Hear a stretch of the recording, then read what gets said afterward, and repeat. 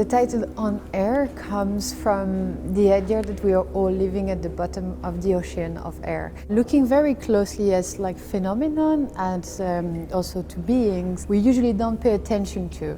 May it be the spiders and their incredible spider webs, or the choreography of the dust, the cosmic and terrestrial dust. This is just about giving a new dignity to these phenomenon and beings we are not looking at properly. Making us very aware of the fact that we are part of them, we are not mastering them.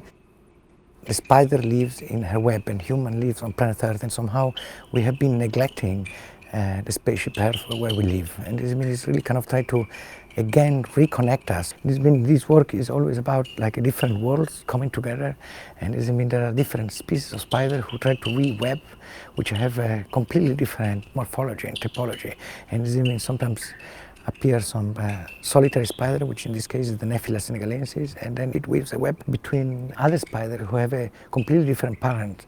All the time the exhibition it plays with this idea of trying to be together, trying to be aware, and try to sometimes perceive our other worlds to a certain extent.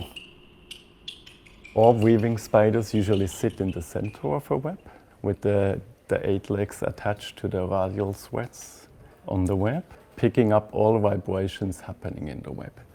So we observe the spider to see how she's reacting. We are often speaking about interspecies communication. That would mean like humans and spiders, but it could also be like interaction between non-humans and non-animals like dust and spiders. If the spider moves, you hear like her little steps. We sense these vibrations and then we put them on the speaker, which is also like a vibrating surface, and this is also vibrating the dust particles.